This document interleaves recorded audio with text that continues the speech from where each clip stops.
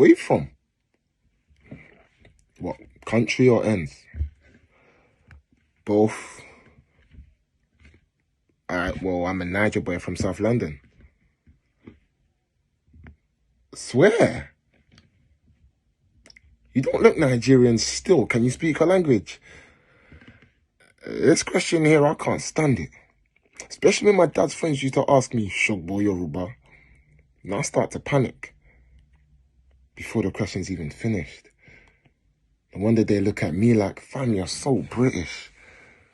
It's like I literally had the Union Jack embellished on my forehead after I ironically replied, no, I don't understand Yoruba.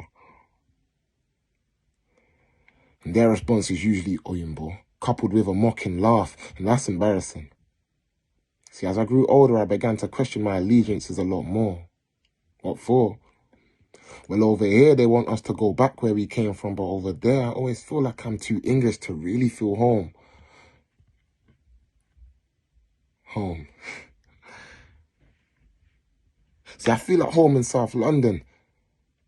But what I find most intriguing is that I take pride in being a Londoner, but I'm ashamed to be English.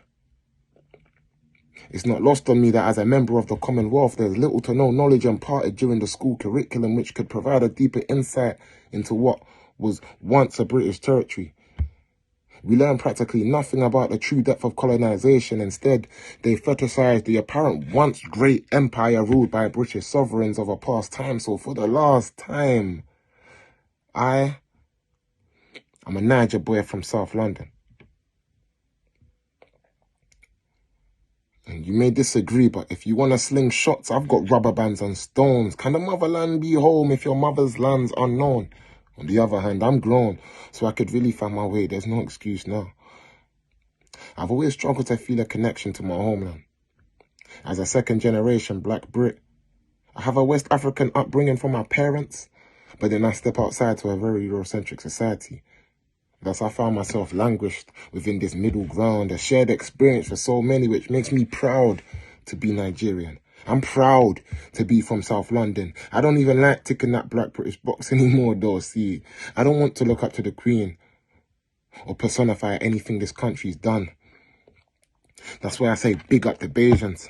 But as much as I like to dissociate from any attachment to Great Britain as a nation, I feel like I represent the cultural community within London. It's no wonder I feel most comfortable in areas where there's a higher concentration of the Afro-West Indian diaspora. That feeling of walking down your high street, seeing Jamaican restaurants, Afro hair shops and black shopkeepers is taken for granted until you step outside their ends. See, that's when you appreciate all the inside jokes and the barbershop banter. From Notting Hill Carnival to African Fanta, there's something special about being a Black Brit. I can make a whole list. I love seeing when we come together to create spaces. Not even spaces just to exist. Celebrations of our culture created by one, yet enjoyed by many.